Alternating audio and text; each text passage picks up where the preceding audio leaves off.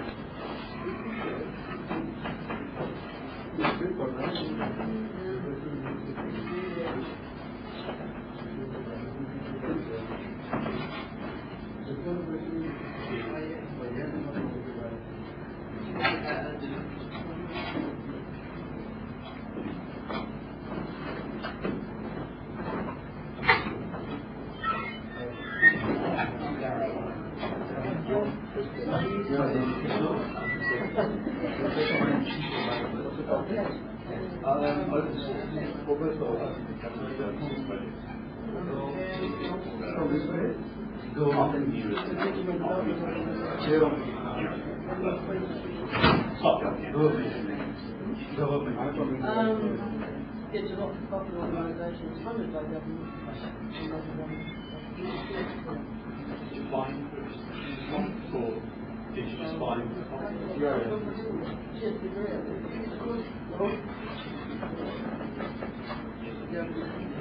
I'll be interested to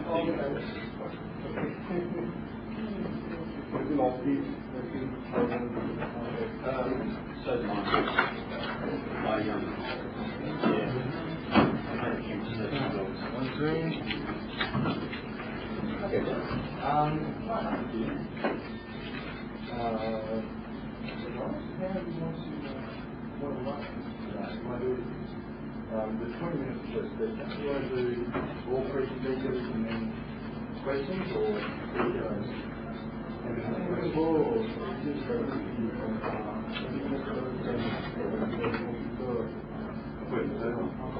Are you comfortable with that? Are you comfortable with 20 minutes and then 10 and then okay. Now the order that up or down is not necessarily the order. Do you want to follow the order? Do you want to have a preference? I think so. Maybe Okay. Well, then we'll do that. If I can say, are you all podium speakers or would you say wanderers? I wonder. Wanderers. Okay. I think you can do that. So, radio mic? No.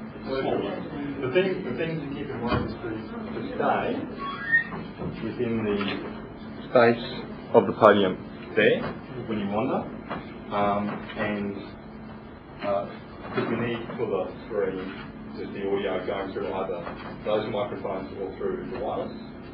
And when we have questions in your question section, just to quickly restate the question because the audio doesn't pick up the question from the floor, it's people the screen. Okay, so yeah. Admission.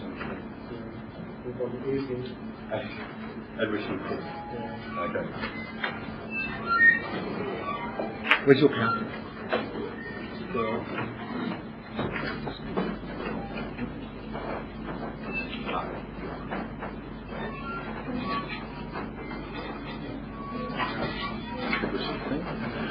Ladies and gentlemen, welcome to this 11 o'clock session.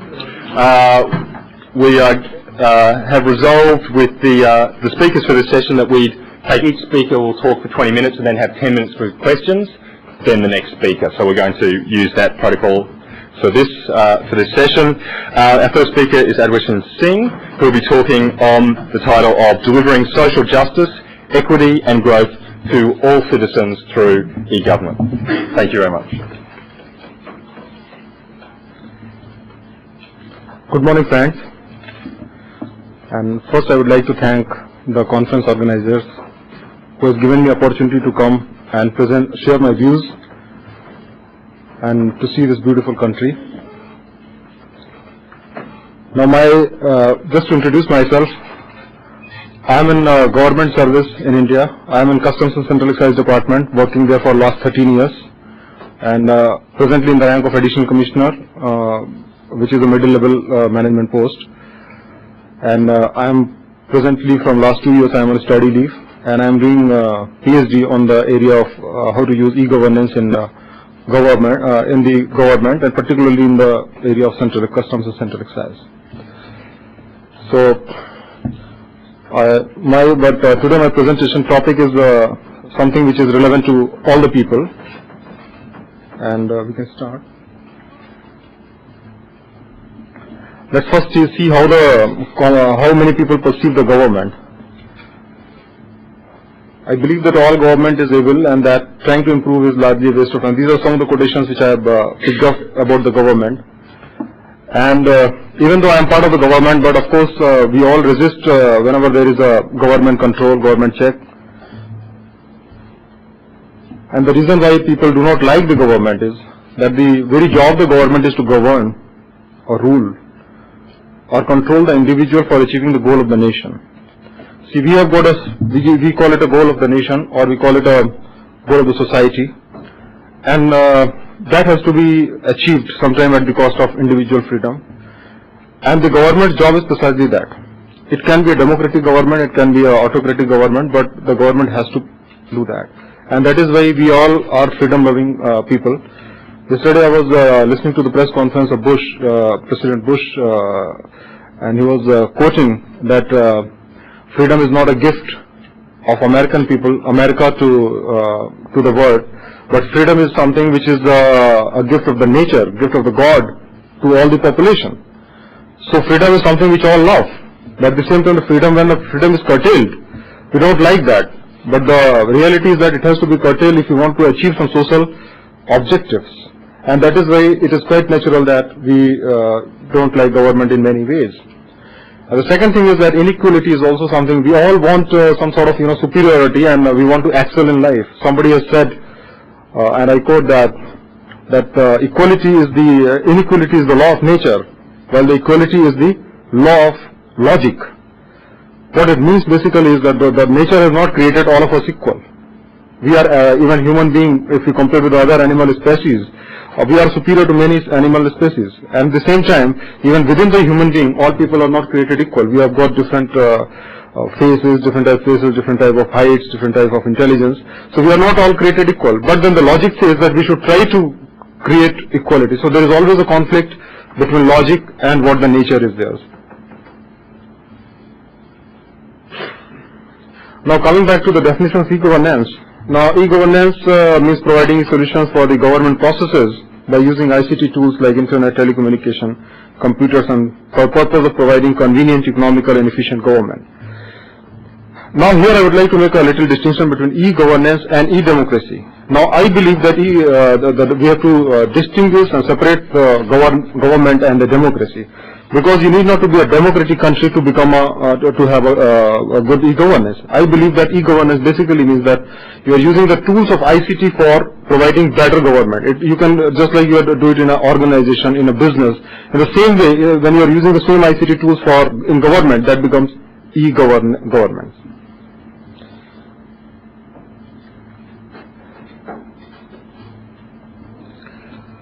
Now to start with that,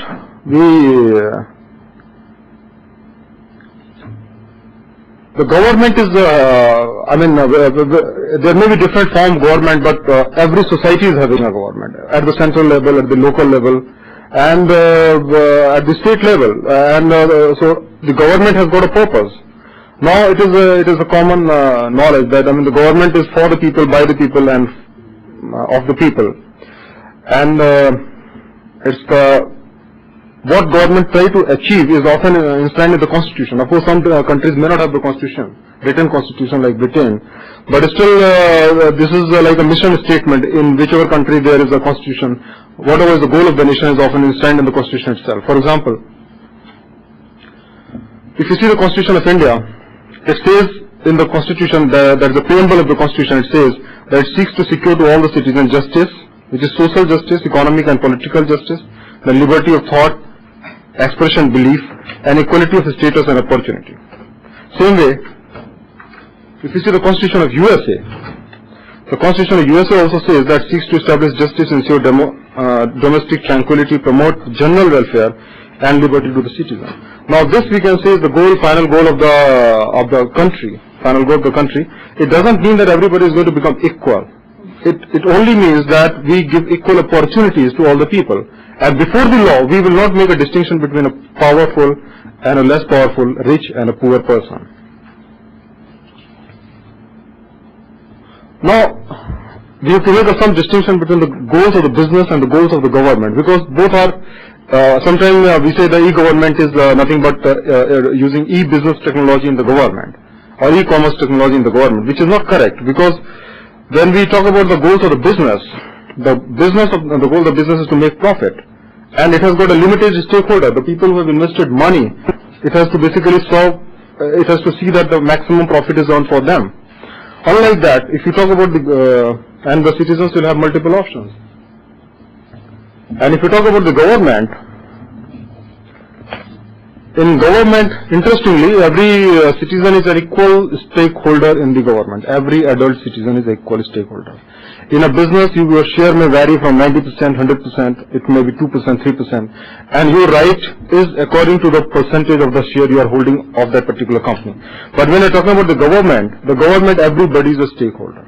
Now, I would like to give an analogy that sometimes we can compare the government is like a sun, which gives the light, equal light to all the citizens, all the people, not even the people, but all the species, even the plants. It gives equal lights without making a distinction. While the business can be compared like a power station or a power generating station, which gives you power, which gives you light only if you pay for it, and it gives you a limited supply. So this is the basic difference between a government and a business.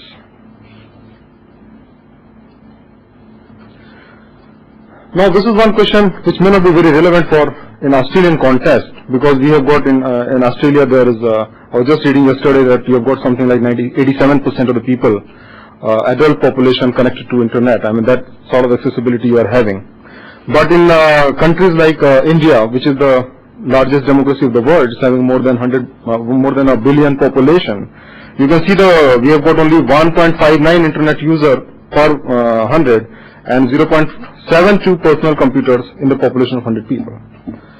And even if we are growing at the rate of, let us say, 10%, which is 10 to 15%, it will probably take something like 20 to 30 years to reach to the level of even 5%. And therefore, if we rely upon the internet, then obviously the goal of the governance means, which is available equally to all the people, is not going to be achieved by having only internet. Another problem which is very particular for many countries, including India, is that most of the websites today are in English. Almost 87% of the websites are in English, and a language which is not known to 75% population of the world. And in India, for example, we are having 18 recognized official languages, and English is not one of them. English is spoken by only the elite of the society, and maybe hardly 2% of the people can speak English. So if we go by this strategy of providing e-governance only by the internet, then probably we'll have 98% people out of the range of that internet.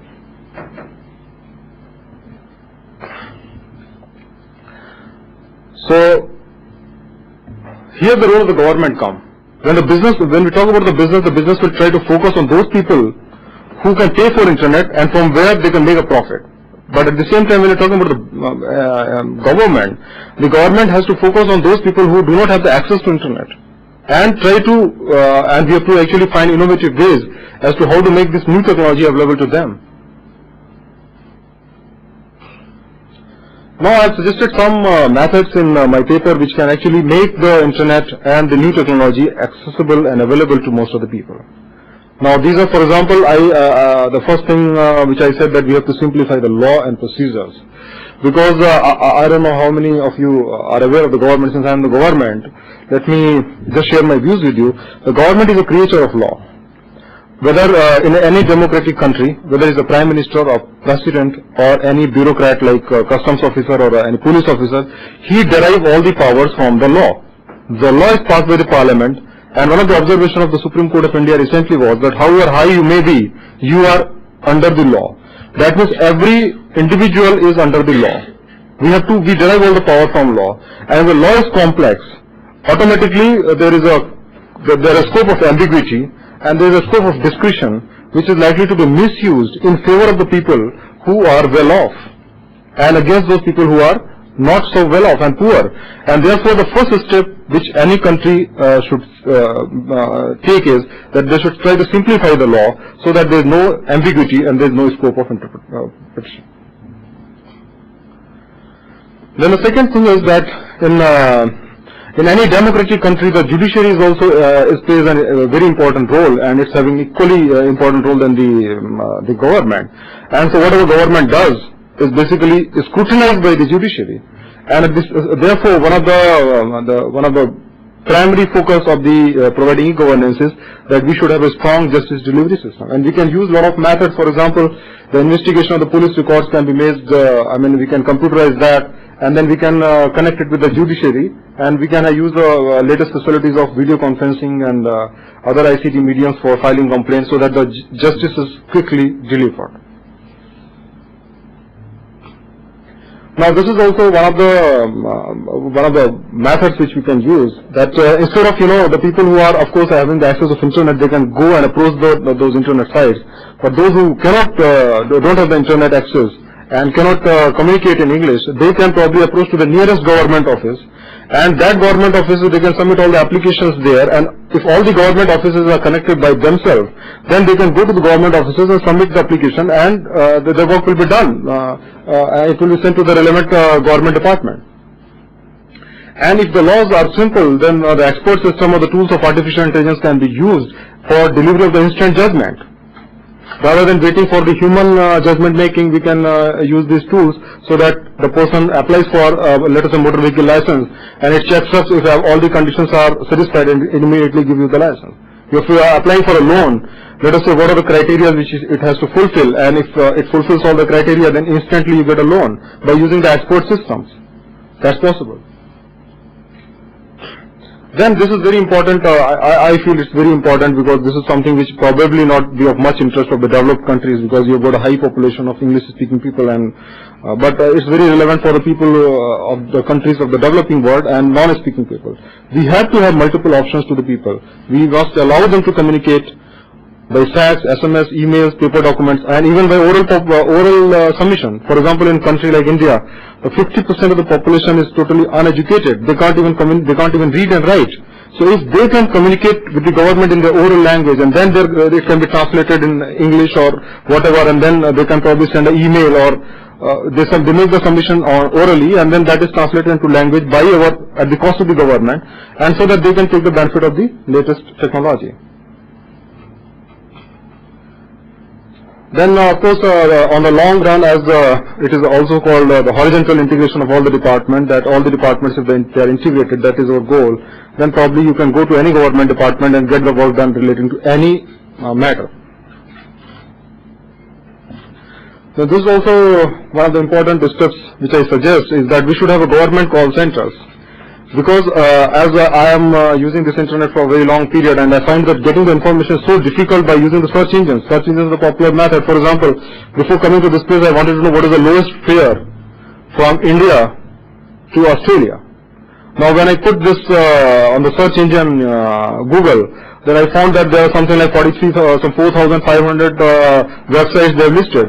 And I searched all the top 10 sites and I did not get the fare, because what it does is that just does the literal search. So imagine a person who is probably using the internet from last maybe at least 5 to 6 years.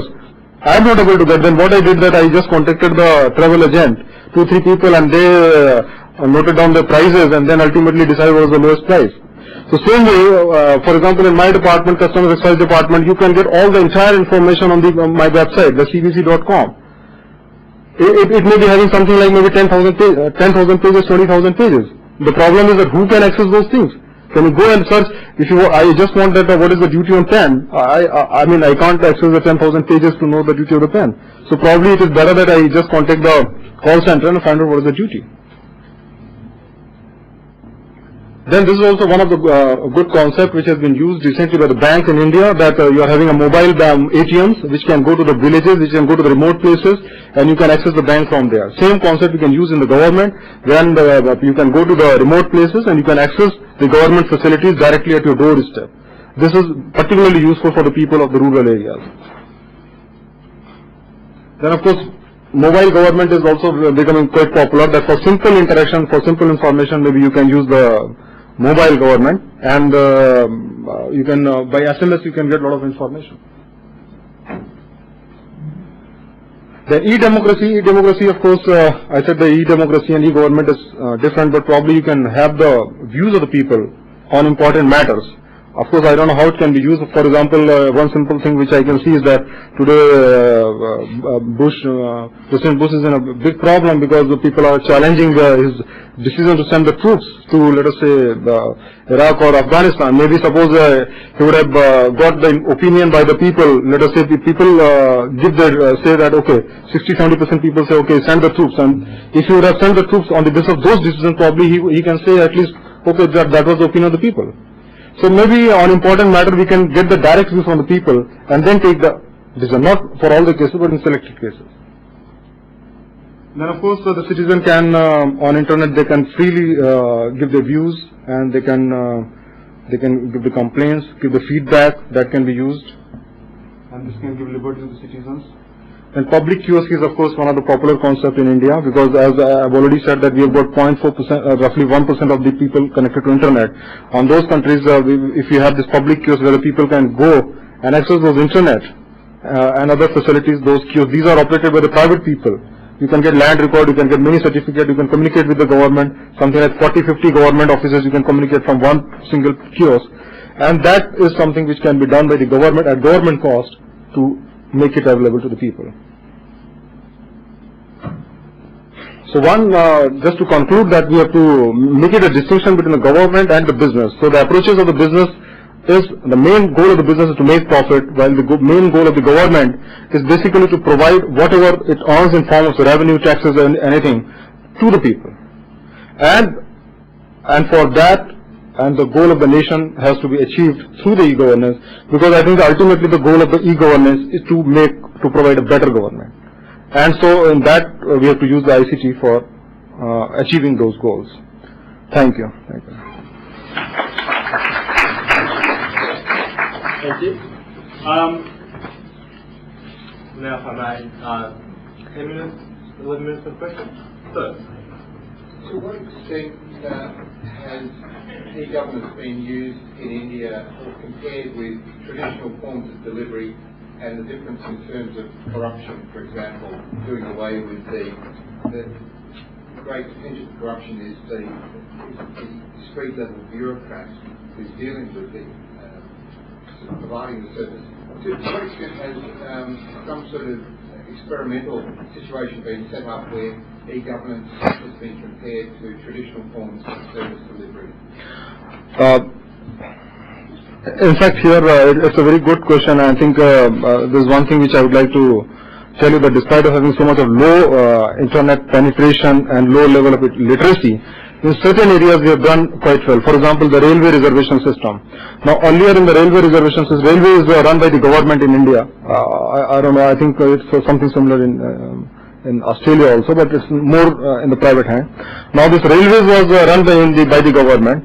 And if you go and want a reservation for any tickets, earlier around a decade back, then probably you have to pay some bribe, because the person will have a long register, and for every single train you have to stand in a particular queue. Maybe you have to wait for hours, and then the person will say, okay, no reservation. Then you pay us a little bit of bribe, say 20, 100, I don't know, depending upon the demand and supply situation, and then the person will give you the reservation. Now we have started this computerization of that somewhere around 1987-88. And today it is possible to go to any railway station in India and get the reservation, and the situation is immediately displayed on the computer. And also we are I mean, the people who have got the access to internet, they can access those, they can get the reservation done through internet also. And even now, recently in this particular year, the government has allowed the reservation to be done through SMS also. In the important trains, you can send the SMS and you can get the reservation done through SMS. So obviously this has totally eliminated corruption, 100% elimination of the corruption, because nobody can conceal any reservation. You know directly before your eyes the reservation is there. So this is one example where we have used. Another example is of course the Customs and Excise Department, Customs Department in my department, where just around a decade back you have to file all the manual bill of entry, and it used to take something like 7 to 8 days to get the bill of entry assessed. Bill of entry is the import document called bill of entry, and maybe you have to every desk you have to go and pay a bribe, and then probably only the file will move. And now with the EDI system you can file all those documents sitting at your home or sitting at the CHA's office, and it will be done within a day, and even the finance minister can monitor as to how many bill of entries are pending in a particular custom house, which is more than say 24 hours old, and we are having almost 97% bill of entries getting cleared within 24 hours. So we have done some improvement here. So my question really is there any estimate of the benefits, the financial or other social benefits that have come from using e-government?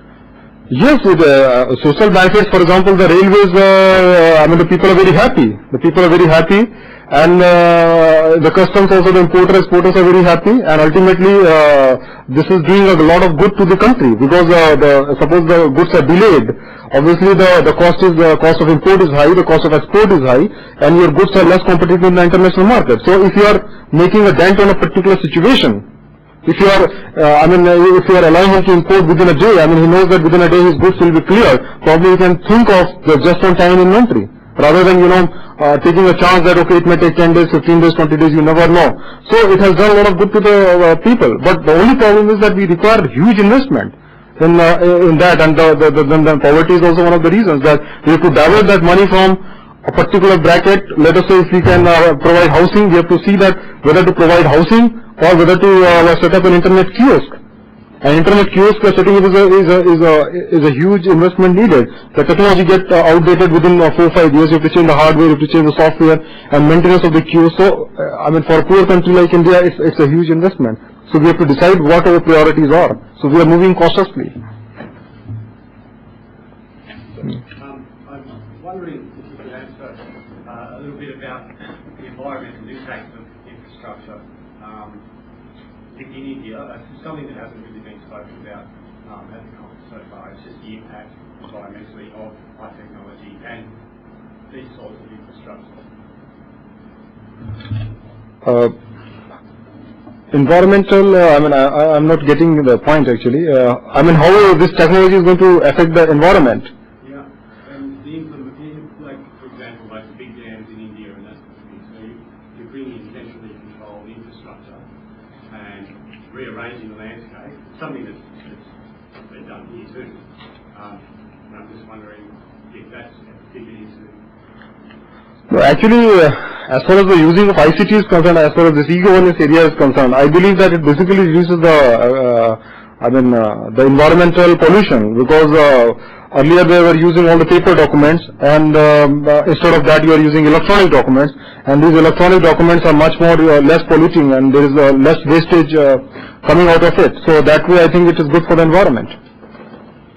I hope that answers the question. You talked about using expert systems for potentially resolving cases, what you call government cases, and I'm wondering if you have any examples. Yeah, we have, in fact, my own research, my own thesis is based on this, because I am trying to develop an expert system which will be using the tools of artificial intelligence, like fuzzy logic. It will be using the use of fuzzy logic and neural network and things like that. Basically, these two tools to give a quick clearance. I will just very small. I will tell you the complexity of the customs department. You see, when the goods are imported, the duty is normally levied at valorem rate. That, for example, let us say the rate is 50%. Now, suppose you declare the price at $100. That means you pay a $50 duty. Now, somebody who has declared a price of, let us say, $50, he pays only $25. So that means he is evading the $25 because of misdeclaration of the value. Now, the problem is that before making the clearance, we want to be sure, or we want to be reasonably sure that the value which has been declared is appropriate. Now the problem here is that we have got millions of types of goods. For example, if you go for mobile phone itself, you are having so many varieties of mobile phones. Now each of the mobile phone will have hundreds and thousands of parts, and each can be imported. And even those prices are not constant. I mean, today the price may be different, tomorrow the price may be different. So the question is how to be sure about whether the prices declared are right or wrong. So there you can't have an algorithm, you can't have a solution database where you can have all the prices. At the same time, just I would like to point out that no mobile phone company or no manufacturing company is going to give their prices to you. They will say, okay, it is negotiable. So you are not sure. But we, with our experience, we know that a certain which type of people are likely to evade taxes, and what are thumb rules, we have got number of thumb rules which we apply, because when we are giving the clearance within 24 hours, obviously we are not checking all the prices. We are using a lot of thumb rules, and which are reasonably good, which are at least giving 99% accuracy. So if you can combine those thumb rules and develop an expert system based on those thumb rules, then that can give a quick clearance to the people almost instantly. You file a bill of entry. Today you have to wait for 24 hours, and probably this system you file a bill of entry, and maybe you can get an instant printout like as if you are booking a railway ticket or as if you are booking a plane ticket. So by use of export system, it can be so fast.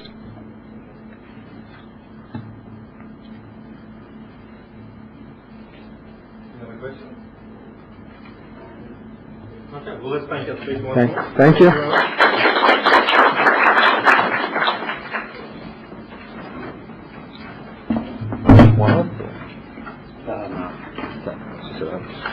Okay. Now our next speaker today is Darren Skidmore, who's from the University of Melbourne, and Darren's going to be talking on the governance of open source projects. Some of it. It's an emerging area, apparently. No. You need the microphone Okay. in one way or another. Before I start this, I do have to apologise. I was trying to get some empirical evidence together to come to this conference with. But being new to academic research, I was a little bit ambitious about my access, and I also didn't scope it as well as I probably should have. So I don't have the empirical evidence that I needed to present. Leaving that aside, there's a lot of stuff in open source that's getting bandied about, which I want to have a clear up, and certainly when I'm not talking to a technical audience, have a shot at explaining. If you're into open source and programming and coding, I'm more than prepared to have a good long chat to you. But this is an emerging area, and lots of people have lots of opinions. It's certainly, in terms of some of the stuff I'm involved in, is an area full of personalities. It's built on personalities. Anyway,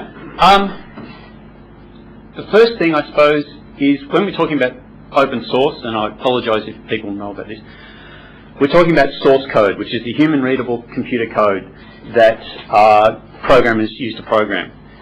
It needs to be compiled into instructions that the computer can understand, but we're talking about primarily about source code. And the bytecode executables or binaries are just the names given to the other type. That's the codes the computer can understand. Bugs are what gets fixed when you've finished programming. A bug is an error in the program. Sometimes sometimes it causes the program to stop. Sometimes it causes it to execute unexpectedly. Sometimes it's a security flaw which is exploited by other people. Okay. Now, that's some source code. 4x equals 1 to 100. So it actually does that, and if it's equal to 50, then it prints out that it's halfway there.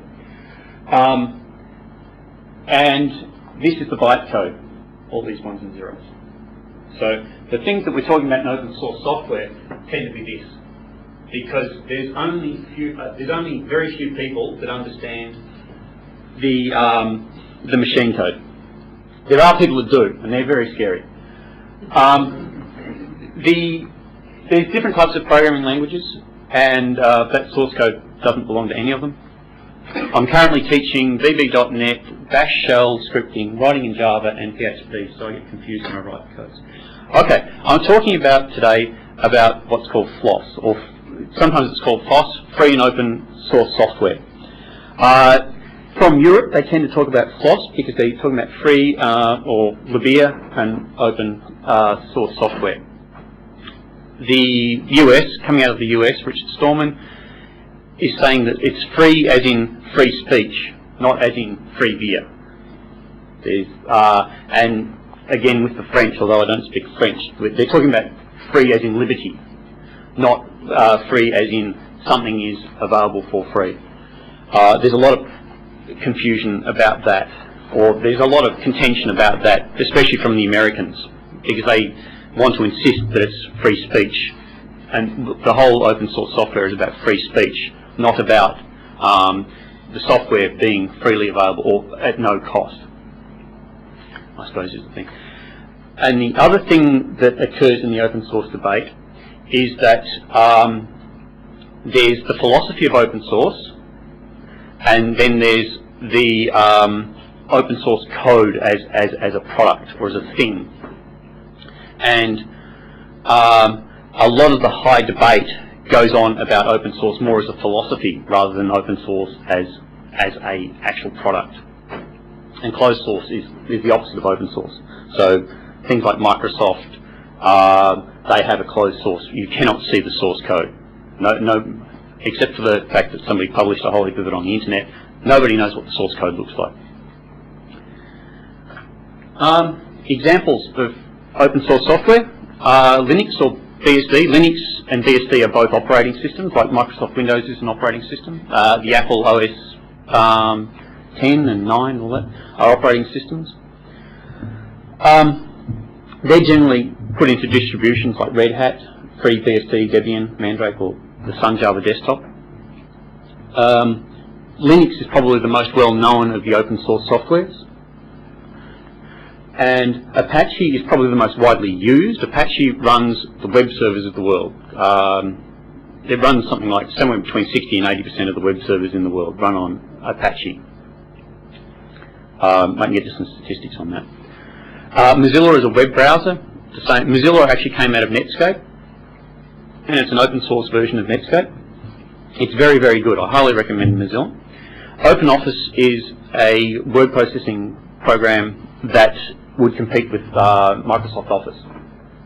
If you're a high user of Microsoft Office, it's not as good as Microsoft Office, but if you're not a really strong user of Office, then it's very, very good. And it's available for free.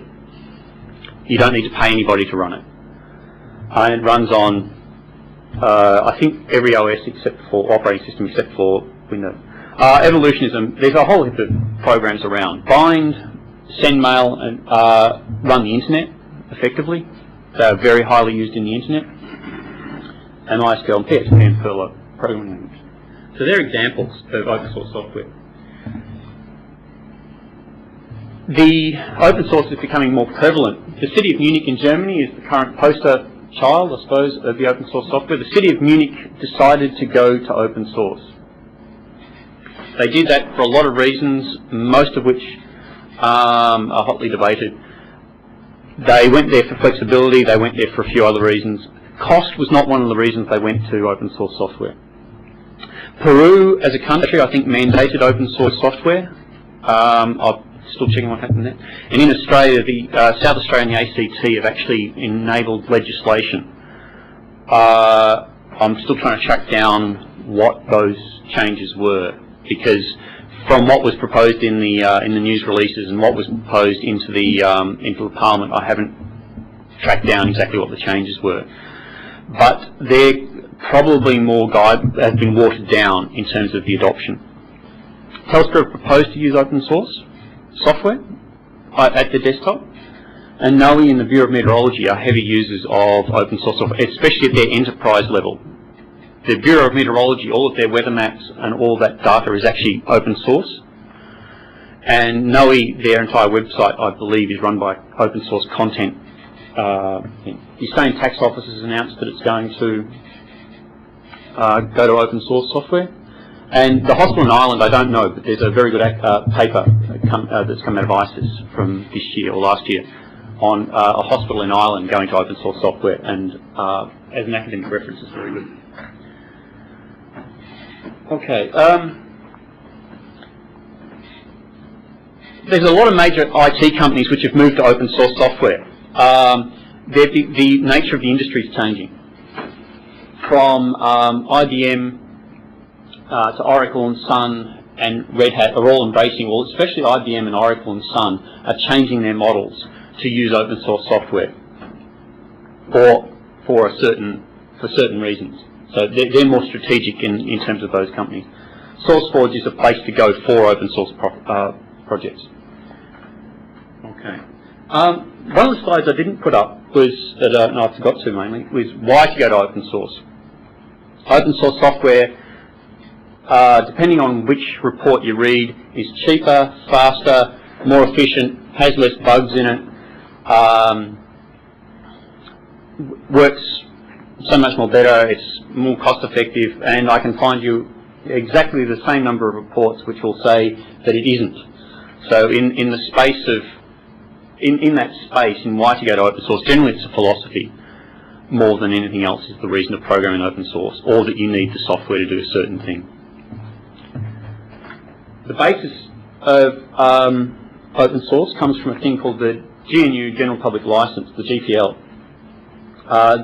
GNU, or GNU, stands for GNU is not Unix, which is actually a computer joke.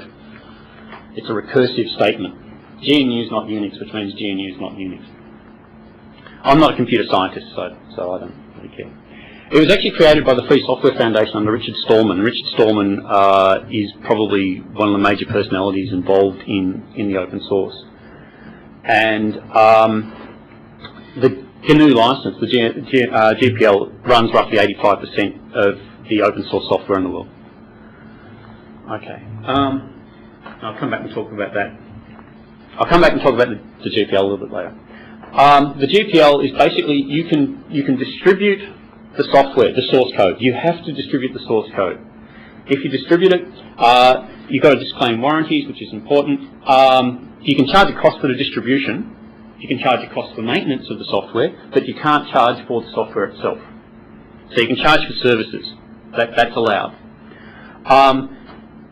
But you can make derivative works of it, so you can do whatever you like with the software. You can modify it, you can change it, you can cut things out. But if you do that, and you're going to distribute it to somebody else, you have to give them the source code. And it applies only to redistributions. So if you modify it and use it within your own company, or within your own organisation, or within your own self, you don't need to give anybody the source code, which is a distinction not made generally. So you can actually take if you give the GPL to one, or software you modify under the GPL to one person, you must give it to all. But if you don't give it to anybody, you can just use it internally, no matter how big the organisation is. Okay, and you can't add to these rights.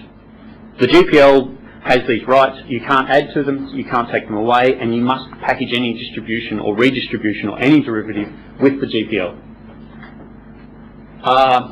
Commonly called copyleft as opposed to copyright. So the reason why it's sometimes called viral is because that if you use the if you take a little bit of software that uses that's under the GPL and you use that in some other software, that larger piece of software becomes GPL under the terms of the GPL license.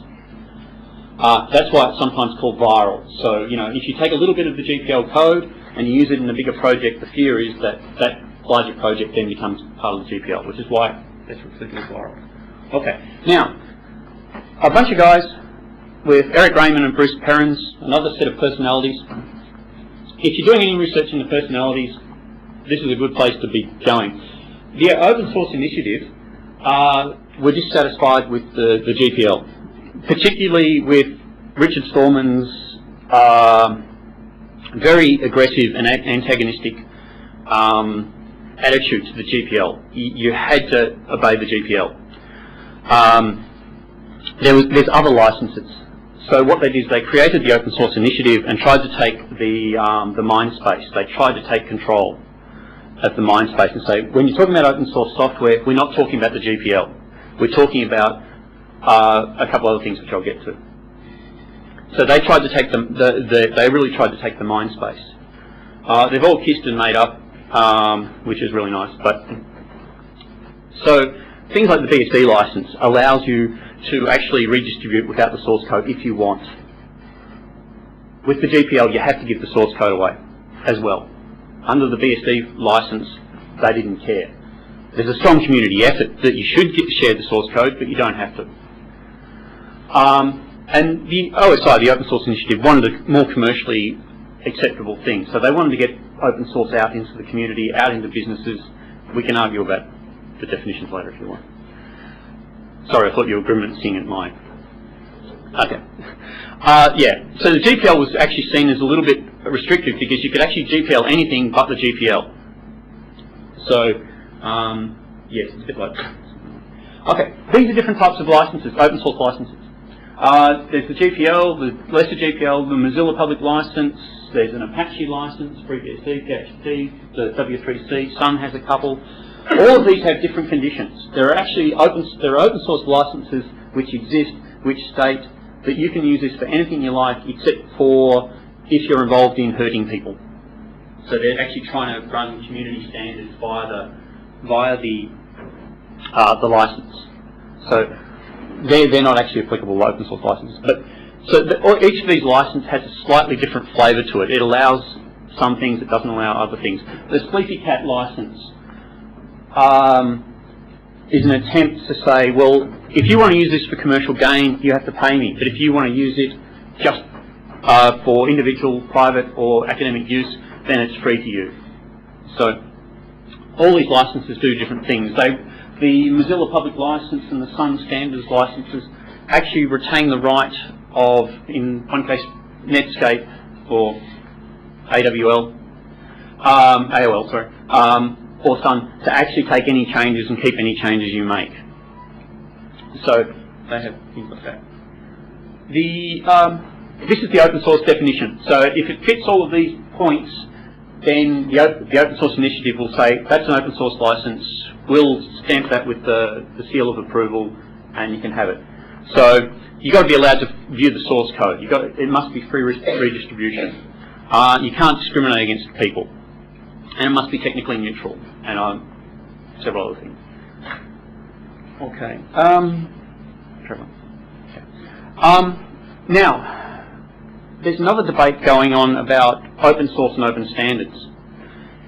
Open source is talking about source code, software.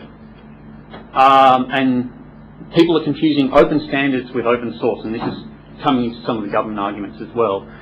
Open standards are about being able to share documents or being able to share information. So with an open standard, you can still use a closed source or proprietary software, but you've got to be able to read it with anything else. So HTML is a good example, where HTML, it doesn't actually matter what browser you have. It doesn't matter if you paid for the browser. It doesn't matter who's developed the browser. You can understand all of the web pages in the world, leaving aside Netscape and Microsoft's changes to HTML to make them incompatible. But so, like Microsoft Word saves it in a proprietary format. So you can't actually read Microsoft Word documents with other word processors unless they've reverse engineered it like OpenOffice did. Okay, now onto the bit the paper's about. This is what caught me. You've still got the traditional open source projects where people have created them in garages, or volunteers, in the case of Apache, have got together over the internet, electronic thing. They're creating massive projects and small projects and putting them out there. But also there's a lot more small to medium companies which are starting to use open source software to develop products for clients. So they will take open source software, they will modify it to what the client wants, and they will then give that to the client. And they'll feed that back into the open source world. So that's changing. They're using the open source there for philosophical reasons, but and also because of other advantages of the open source software. And there's also a large growing number of companies, IBM in particular, who are putting a lot of their software into the open source world. So this is changing quite a lot, and the space is changing in how they govern. Some of the governed using traditional methods, some are governed using the newer open source methods. which is causing some issues. Okay, generally there's a maintainer. You can have there's a whole different models. You've got, like in Linux, there's one person. There's a couple, but there's one person that has ultimate control, which is Linus. He says yes or no. Whereas in Apache, as long as you've shown that you're a good coder, there's a whole heap of steps you need to go through. But they allow a whole heap of people to make changes. The same with FreeBSD. You can, as long as you're one of the 200 people that are allowed to make commit changes at the top of the tree, that's fine. Now you have to prove your worth within that community, but you can do it. They govern the projects by email lists, by Usenet messages. Linux uses this quite a lot. But you're using both news groups on Usenet and just email lists, which is sent out to everyone. And others use programs to do it. And the other thing too is that there's been very classic cases where people have just not liked what's going on. There's been massive amounts of fight, and all they've done is they've picked up the latest distribution and gone away, and they've taken their bat and ball and they've walked off. But, and so you've got massive forks. The BSDs are a classic case of that. Generally, in terms of governing an open source project, traditionally they've used BitKeeper, which is a program that allows you to create code. And, we're talking about millions of lines of code, or thousands of millions of lines of code, depending on which project it is. And allows multiple people to merge the code and the product. So the two most used are BitKeeper and CSV, which is the concurrent version system. Both of those have logs. You can actually track who's made changes, when they've made changes, what the changes were. And both have positive and negative effects. Okay. To fix this up, some of the issues, there is some problems with the legal applicability of the GPL in Australia. You cannot, under the Trade Practice Act, you can't waiver the warranties. And there's some fear that if you say there is no warranties, what happens is the whole license goes. We're still playing around with that. And there's some fear in terms of some organisations about what happens if they re-release code into the environment and that code's buggy and a few other things. And there's also some adoption metrics. We're talking with Noe about some of the stuff about that. There's also people are thinking that they'll fix their code by making it open source, which doesn't work. You actually need some people to drive this and to drive the projects we're finding. And then there's also a lot of FUD. FUD in computer and IS terms, in information, is fear, uncertainty and doubt. And this is where people are just saying open source is buggy, open source is full of viruses, you can attack it, it's security hole. So it's another version of lies, damn lies and statistics, basically. I can't finish this off without mentioning SCO. SCO is a company in America that is effectively challenging the GPL and is suing IBM for millions of dollars. There is at least 5 PhDs in the SCO effort to, in terms of the politics, in terms of the legal aspects, in terms of what SCO is trying to actually do. Everybody's claiming the high ground. It's a complete mess, and it's just a wonderful, wonderful thing to be watching. Okay, if you're not a developer, you can still participate in the open source community because they need people who can look at bugs and wire them up. There's the hospital in Ireland is actually participating in the open source as a domain expert. They're saying, okay, we cannot contribute code, we cannot contribute bugs because we're a hospital, but what they're contributing is their expertise, and believe me, documentation is needed. That's some other initiatives, and that's some. Okay, we might continue that going into questions. Obviously, enforcement seems to be the question about governance here, but rather than me ask questions, questions for Darren. And Darren needs to stand near the microphone, or no one on the webcast will hear it. Just Tom Wilson. Tom Wilson, the fellow at the ANU, where we have lots of enthusiastic IT types using this stuff to write software, including the ACT government electronic voting system. Can we apply some of these techniques to other complicated group endeavours like writing government policy and law and stuff like that, just like we took the internet from IT people and used it to run the world? The wiki software allows people to do similar things. In Wiki, like Wikipedia is an open source initiative where people actually can go online and they can edit out the comments and put them up. That I honestly don't know. I haven't. There are papers, especially on First Monday, where people are talking about applying open source techniques into other fields of endeavour. I haven't heard of anyone doing it in terms of legal writing. I think there might be a wiki on that, but I'm unsure. But certainly there are people talking in that space. They're trying to apply the lessons from the open source community into other bits and pieces. But I haven't gone far enough along in what I'm doing now to make a judgment about that. How are bugs different from viruses? Sorry, how are Bugs. bugs different to viruses? Bugs are issues within the program. Viruses are computer programs written explicitly to. Sometimes viruses are written explicitly to take advantage of bugs in software. Certainly, there's any number of the last worm went out, took advantage of a security hole in Microsoft that was specifically written to. That virus was specifically written to take advantage of that bug and to go out. The same occurs in open source. People will write viruses which attack security holes or other things in the software. So.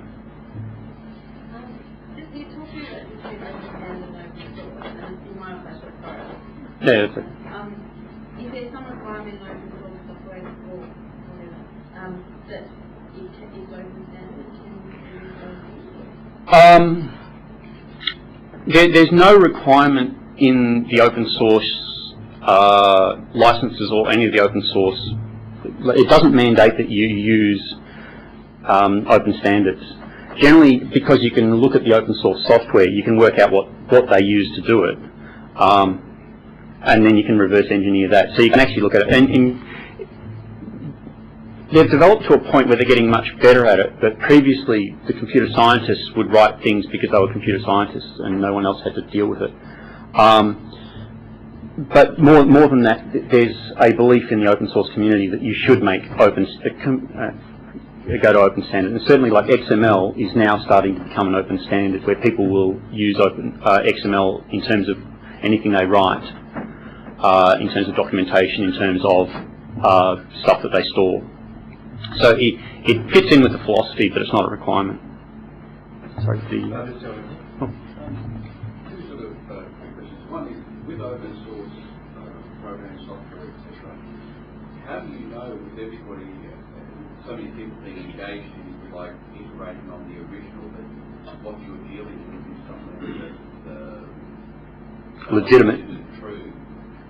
So that's on the one aspect. And the other one was, you said a lot of people don't go into it for financial reasons, they're philosophical reasons. What you see is the primary philosophical drive, like for choosing to engage in open source versus not. Okay.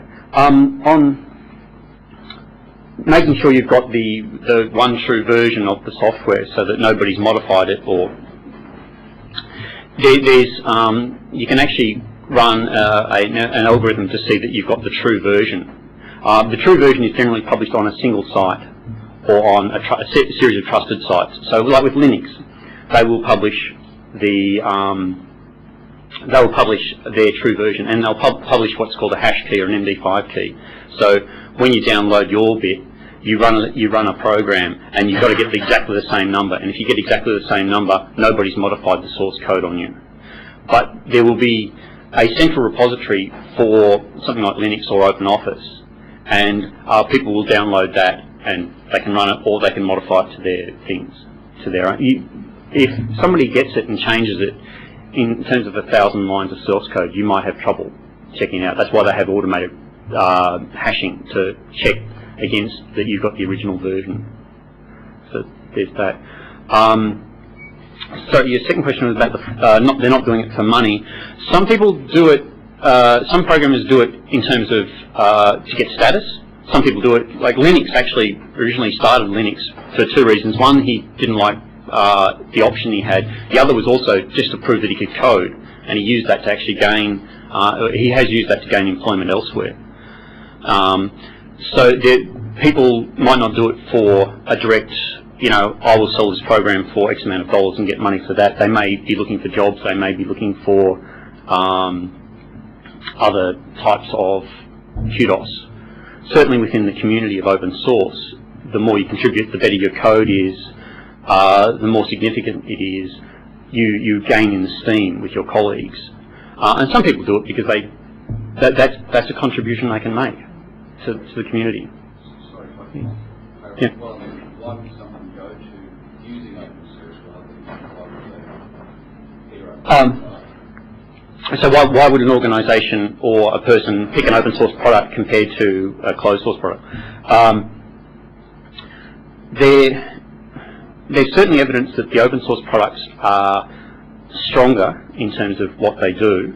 They're a much more robust system. Like Linux doesn't crash as much, or it doesn't really crash at all. So it's a much stronger operating system. OpenOffice has now got to a point where it's a very stable and a very good system. Some people do it because of cost. Other people do it because they want to modify certain things. They don't like bits about the program, so they download it, they use it, and they get to a bit they don't want, so they'll modify that particular bit, and they're allowed to do that. Some people do it for security reasons, because they don't know what the source code was in the operating system. Certainly there's a lot of governments in the world that want to run software where they understand the source code and where they've checked the source code so it doesn't have any holes in it that can be exploited by other people. But there are... Yep. 1, 2, 3, and we might run out of time there. But there are always... What's that? Sorry? Yeah.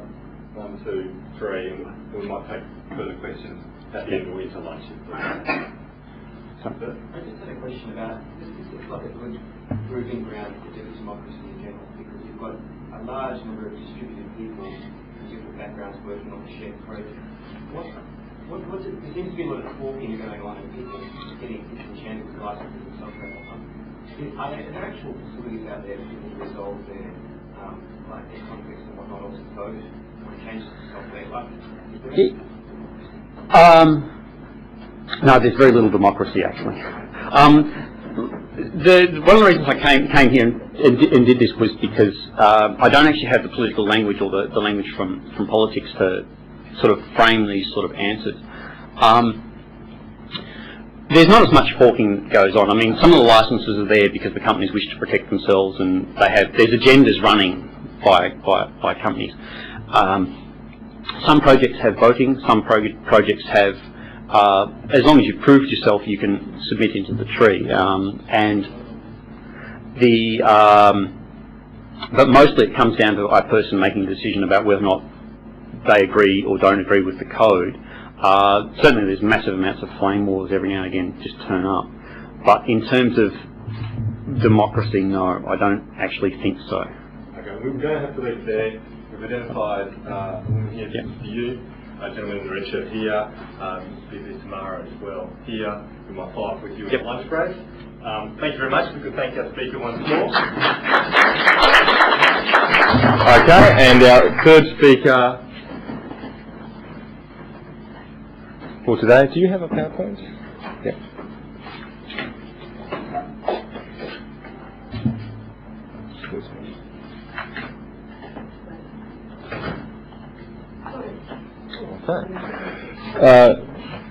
Okay, our third speaker for today is Mr. Kishor Vaidya, yes, who'll be speaking on towards a model for measuring the performance of e-procurement initiatives in the Australian public sector, a balanced scorecard approach. Yes. Thank you very much. Thank you, Peter. My name is Kishor. I'm from University of New England, and I'm a PhD student there.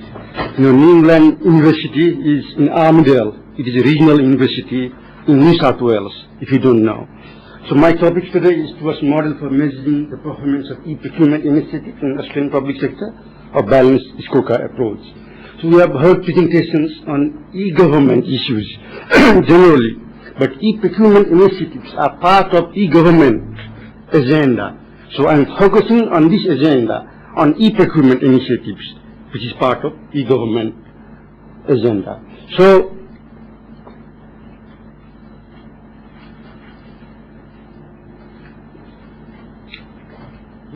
okay. So today I'll be covering some issues. I'll look at the definition of e-procurement, because there are many definitions of e-procurement in the literature, and there is confusion. Actually, confusion exists in defining e-procurement. And I also talk about the current state of research on e-procurement. What is happening in general, and specifically in e-procurement performance. What is happening in Australia? So why measure e-procurement performance? That's another important question. So I'll shed some light on this issue, and I've chosen balanced scorecard approach for this issue, for this purpose. Why I have chosen that? So I'll clarify on this topic, and I'll also talk about the objectives of e-procurement implementation strategy, and I'll give the example of New South Wales government. I'll later mention why I have talked about this strategy, about these objectives. And I'll also extract measures for the balanced scorecard from that strategy, strategy objectives, and we'll also review e-procurement case studies in Australia and the perceived benefits. I'll talk about the initiatives, what is going on in Australia, and what benefits have been perceived by these case studies, by these agencies, by these initiatives. And I'll talk about research approach, how I'm going to undertake this research, and finally I'll present the BSC model, balanced scorecard model for my research. And I'll conclude with the discussions on the limitations of this research. Now let's define e-procurement. As I said, there are many definitions of e-procurement, but I've chosen the definitions provided by the World Bank to avoid confusions, which says EGP, or electronic government procurement, is the use of information and communication technology by the governments for the acquisition of goods, works, and consultancy services required by the public sector. In other words, e-procurement is tendering of works and purchasing of goods and services by the public sector, or not the internet. So I must say that e-procurement is new. It may be new, or it is not new. When we talk about internet, especially the open standard, as the previous speaker talked about, it is new. If you talk about fax or EDI or email, it's not new. So we are talking about new e-procurement actually. And there are various forms of e-procurement. They include e-tendering, e-auction, e-reverse auction, or e-catalogs, e-marketplace, e-invoicing, etc. But I'll be referring to the full e-procurement system here. That is end-to-end e-procurement system. These are the individual applications of a full e-procurement system. And they focus on the specific areas, different areas of the procurement. But I'll be referring here to the full e-procurement system. And what is the current state of research on e-procurement? There is lack of research in e-procurement, especially in the public sector. Yes, there are some studies in the private sector, but there is a difference. As Mr. Singh told previously, there is a difference between public sector e-procurement or public sector e-government initiatives and private sector. Because in the public sector, in the private sector, it is focused on the profit. But the public sector is focused on other goals, socio-economic goals, political goals. So there is a difference. But the most research in e-procurement is focused on the private sector. And yes, there have been some study on the value of e-procurement and e-procurement adoption models, and also some e-procurement adoption behavior, why the organizations adopt e-procurement. There has been some research on these issues, but there is lack of research. There is very little research on e-procurement performance measurement. How to measure, what to measure, why do we have to measure? There is actually little research. And my paper will shed some light on this issue. What is happening in New South Wales government in this regard? There is assessment methodology developed by NSW Government Procurement Council. It basically focuses on procurement plan, and it has also developed a template which advises the agencies to report on the strategies, objectives, and performance measures. But the template is silent on what to measure and how to measure. So there is confusion. And there is also procurement capability tool developed in NSW in New South Wales, and it basically assesses the procurement capability, but it is focused on the traditional procurement rather than e-procurement. And this capability tool is heavily based on E.F.M excellence model. E.F.M is European Foundation of Quality Management excellence model. It asks questionnaires to agencies about leadership, about strategy, but it is heavily focused on traditional procurement rather than accessing the whole e-procurement initiative. What is happening in Victoria? There is whole of government procurement performance assessment framework, and it basically assesses the procurement in terms of three perspectives of efficiency, effectiveness, and efficacy.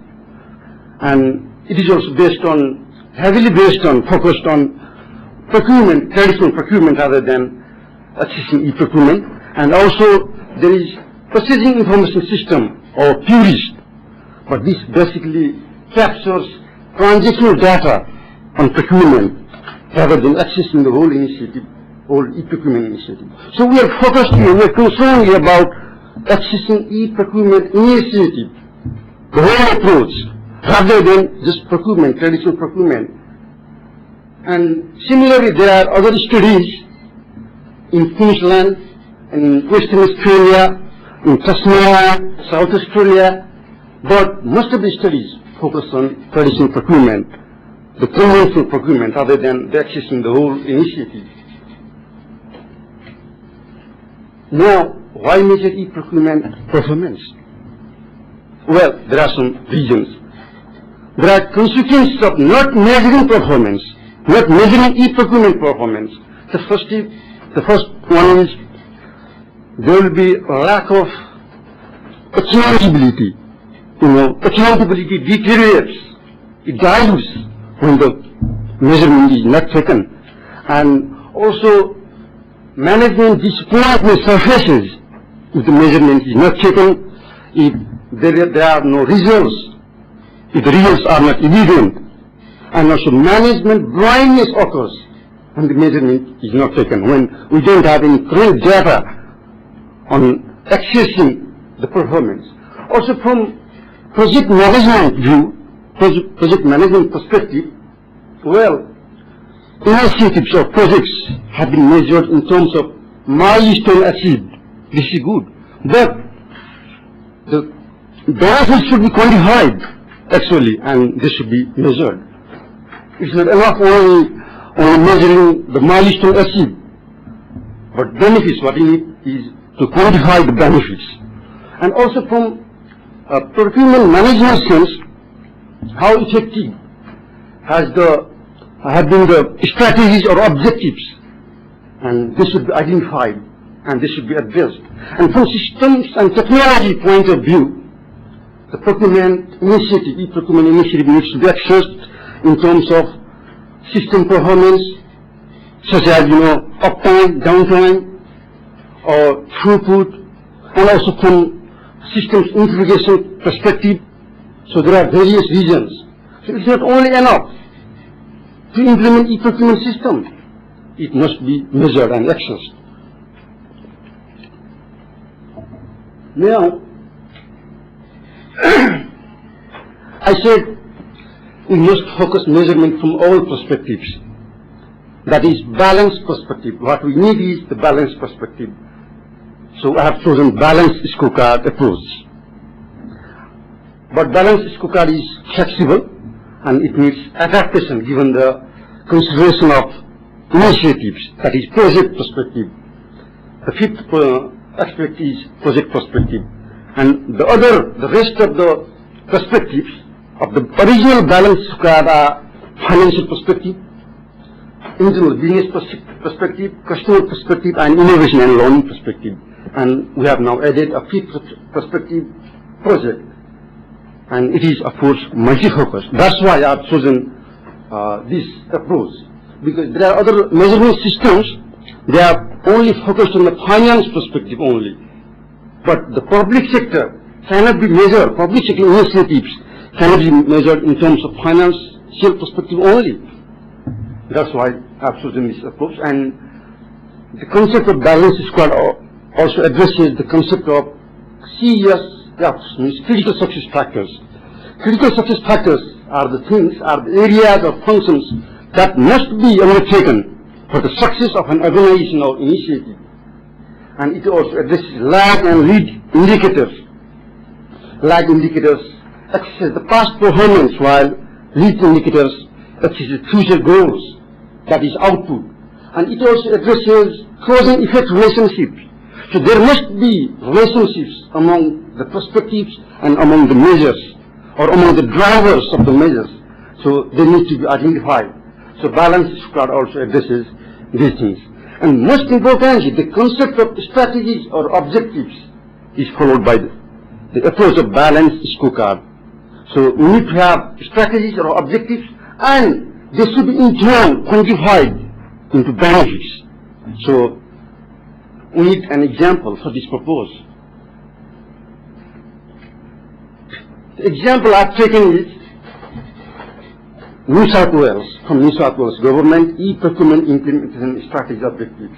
And I've quoted 5 objectives, strategy objectives from New South Wales government. They are better value for money, outcomes for government, reduced cost of doing business, reduced duplication and more efficient purchasing, increased ability to capture strategic information and data on procurement, including purchasing patterns, greater access for regional and small to medium enterprises. So these are the objectives, and I've highlighted some issues, some benefits, major benefits here. I've emphasized on value for money, reduced cost, efficient purchasing, strategic information, and greater access. So I've extracted these objectives or benefits from this strategy, Now, what to do with them? Now we are going to map these strategies, map these benefits, major benefits, into the balanced scorecard approach. So, yes, we have got value for money, reduced cost, efficient purchasing, strategic information and greater access, and I've extracted some measures in terms of financial, internal business, customer, project, and innovation and learning perspectives. For example, value for money, we have got unit cost reduction, level of efficiency, percentage of satisfied customer, TCO means total cost of ownership, level of transparency.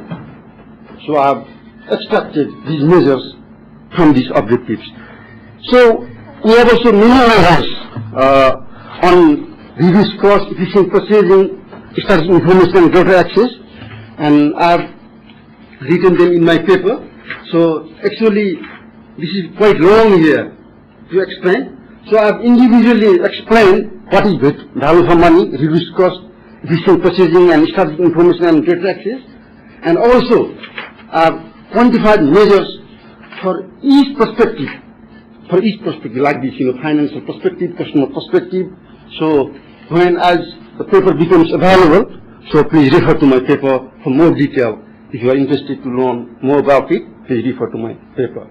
Now, you can see I filled out the blank boxes using the literature, reviewing the literature, but there is another way. We can conduct case studies, we can interview people, and then we can extract measures for each perspective. But this hasn't been possible for now, and which is I'm seeking to conduct case studies. But I've reviewed some case studies for this purpose. So the case studies I've reviewed are MSW Health, that is Peak Processing Council in Australia, in New South Wales government, has developed e-tendering systems for its agencies, for its area health services agencies, and Smart Buy is another very comprehensive electronic marketplace that is in New South Wales, and Singh has also developed e-procurement system in various stages, electronic tendering system. CETS is Commonwealth Electronic Tendering System. It is now called A.S.M. It has also been implemented in Commonwealth agencies. And EC for P is Electronic Commerce for Procurement, has been implemented in Victoria, in Victorian government, and the first implementation was, it was developed first in the Department of Environment and Natural Resources. And it has been reported that the system, the initiative has been able to reduce the transaction cost from $66 to $16 per transaction. And AFF is Agriculture, Fisheries and Forestry Australia has also trialed e-procurement systems, and similarly other e-procurement systems have been trialed in South Australia and ACT schools. Chen Government Electronic Marketplace is another very comprehensive e-marketplace in Western Australia, and DPSC Department of Premier and Cabinet in Tasmania has also piloted successfully its e-procurement system, and Australian Antarctic Division is another candidate, is also implementing e-procurement system, and also Central Link has also implemented e-procurement system in its agencies. And there are also other public sector agencies, but case studies have not been available for them. They include Queensland Zen Government Electronic Marketplace in Queensland, which is very, very comprehensive, and also Australia Post has implemented, and CSIRO has implemented, and also Department of Defence also has implemented e-procurement system. Now, what benefits have been perceived? Most of the agencies I've reviewed perceived improvement in supply relationships as the major benefit, and also greater purchasing efficiencies and process efficiencies have also been realized, and cost reduction, and there was compliance, user compliance was also another benefit. So accountability was perceived to be improved, and the system was found to be user-friendly, and the process was found to be very transparent. And another benefit was management information. The cycle time, the system was very fast, and also improved inventory management was also realized. The level of user satisfaction was high, and agencies also perceived that e-procurement can promote competition actually, and also the technical aspects such as system availability, flexibility, reduction in error and error use, or system reliability were also perceived higher. Now, how I am going to undertake this research? That we have developed critical success factor model, and we have presented this paper in Italy last week.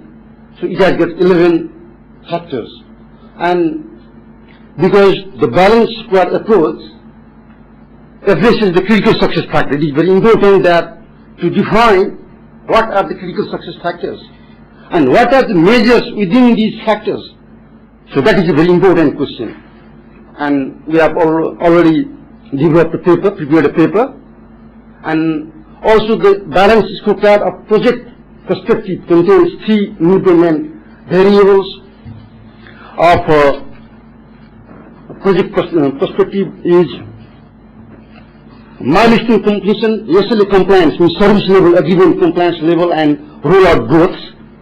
And innovation and learning perspective contains 5 independent variables, that is system integration, system responsiveness, user resolution, help decks, and qualified or trained users, the level of training, and or user or supplier feedbacks.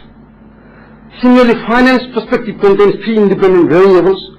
They are return on investment, total procurement cost, and total cost of ownership. And internal business perspective can be measured against the 4 independent variables of reliability, efficiency, availability, and and flexibility.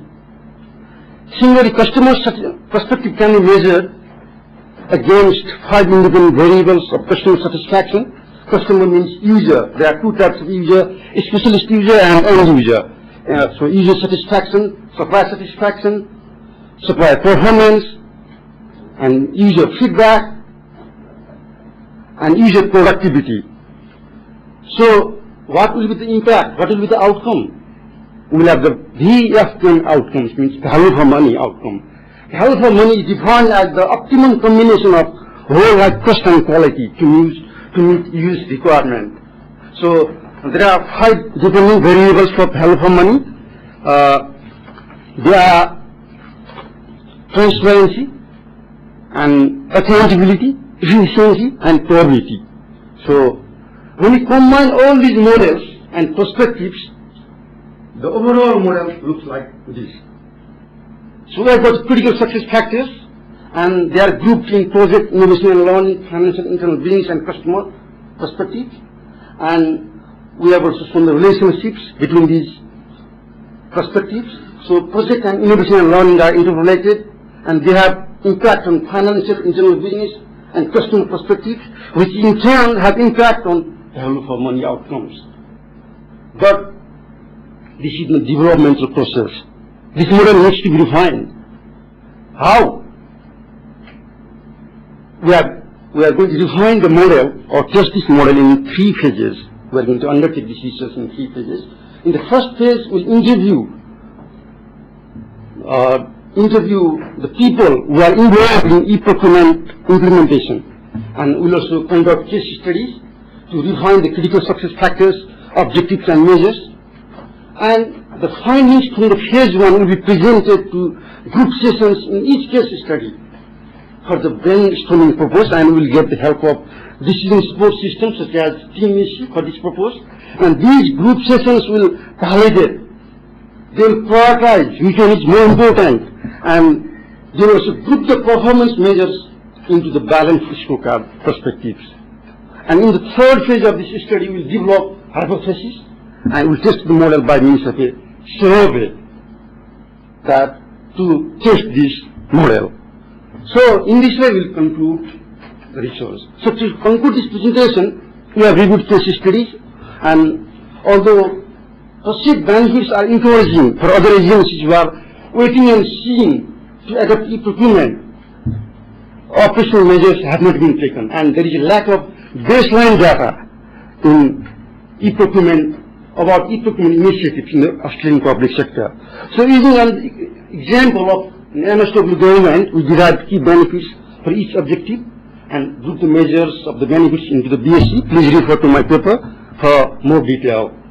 So the conclusion is success of validating the proposed model depends on the willingness and commitment of public sector managers and the users involved in the public sector, involved in the initiatives, implementation of the initiative.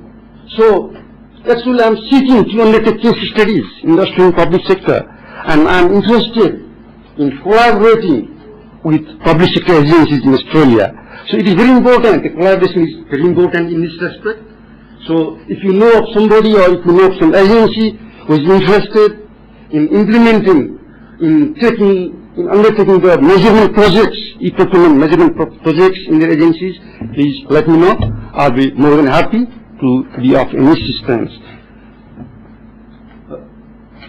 So I'll always appreciate your comments and feedbacks, and I can be contacted at this address. You can note down this, my email address. I come from the University of New England. Thank you very much.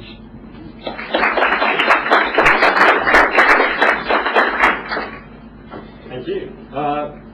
Some quick questions that might lead into lunch. So, one quick one there. And correct me if I'm wrong in my interpretation, but a lot of this seems to focus on why governments actually go into e-procurement and perceived benefits to government in terms of the tangibility of what they're actually getting. A lot of the motivation for governments to go into things like e-procurement is not to do with actual tangible benefits, but policy impact in terms of broader economic benefit. And it would seem to me that, say, where you look at the delivering value, etc., a lot of that value in terms of better economic performance and those sort of things isn't directly measurable. A lot of it, if you like, a lot of the impetus, the motivation doesn't come from something that's as tangible and quantifiable as that. How do you propose to address that, and how can you, if you like, how can you be sure that you've got the right motivation for somebody going into e-procurement because it's not a commercially based decision? Yeah, that's a good question, actually. For this purpose, we are going to undertake interviews, and undertake case studies, and we'll get input from the people, from the project managers or from the users who are involved in e-procurement. And this approach is basically based on a perceived benefits, So there is another approach of research, to take operational measures. So that way we can quantify the benefits, but this approach is basically based on perceived benefits only. So the interviewer will tell us, will give us insight why they are interested, and especially we have developed the critical success factor models. So in order to refine that model, we also, get more insights on that issue. So a quick question. The case studies generally came up with a series of findings that were good news stories, but what aspects of e-procurement are coming across that are having downsides? What aspects of those variables you're talking about seem to be scoring particularly low in terms of the benefits, or seem to be having downsides? Well, that's also a good question, So, as you can see, here, perceived benefits, I reviewed the literature. This is basically based on, review of literature. These are the benefits, perceived benefits in order of importance. Improvement in supply relationship and greater purchasing efficiency, in order of, the number of citations actually. But we'll ask the manager again, the question is, that's why we are undertaking research now. This approach is like this, that in the phase 2 of the research, we'll undertake group sessions, and they will prioritize, they will validate and prioritize actually what is important for them. And then it will be easier, we'll publicize them. Other agencies will know what is important. Who are implementing e-procurement initiatives, it will be useful for them, this information. Because when new technology is introduced, you usually have an initial stage of people giving exaggerated claims of the benefits of it, and then you have the further deployment stage where people stand back and learn the lessons and are a bit more honest about where things are working and where they're not working. Yeah, we'll actually aggregate and analyze the data, We'll undertake case studies in various e-procurement initiatives, and then we'll aggregate the data. You are right, some people might emphasize some points, and some people have got other opinions. So for this reason, we'll aggregate and we'll prioritize, analyze the data. So that way, we'll be able to learn, some more about these issues. I'll just get one last question before we have lunch and these conversations can continue. Nero, you had a question? What are the stages of e-procurement? Are there any stages in e-procurement?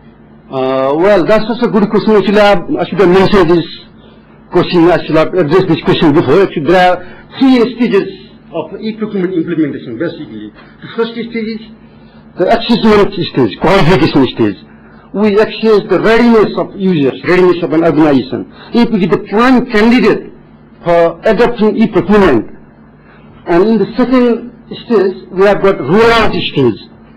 And in this stage, we actually collect baseline data. We develop baseline data, and the implementation is completed in this stage. And the third stage is go out to operation stage. And in this stage, the system, e-procurement system becomes operational, and we also identify other flaws and other problems and try to identify and solve them, and then it becomes, operational, it's ready. So there are basically 3 stages. Thank you. Thank you. Can we thank all three speakers?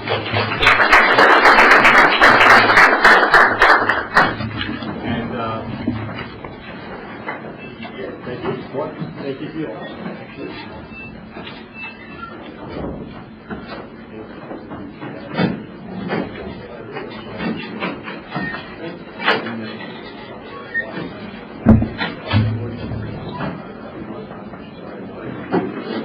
You're okay. Can we just show this chat here?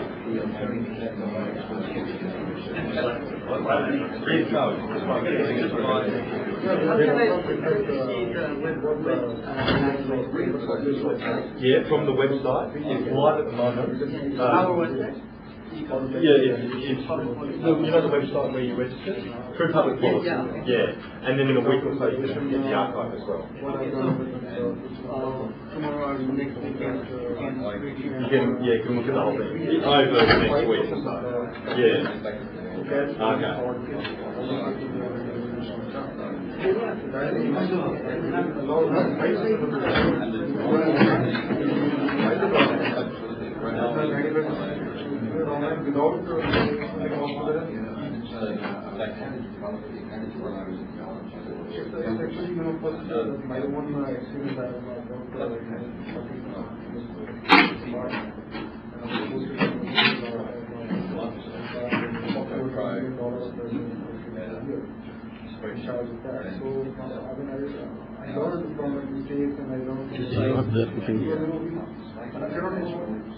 Yeah, we have a number of thumb rules. Those thumb rules are stated in my paper, as to first is that what are thumb rules and what are the basis for that. There must be a logic for developing that thumb rules. Yeah, because you use physiological because the rules are linguistic in nature. For example, let me say, like the duty is high, evasion is high. So this is the first thing to call. We have used physiology in that.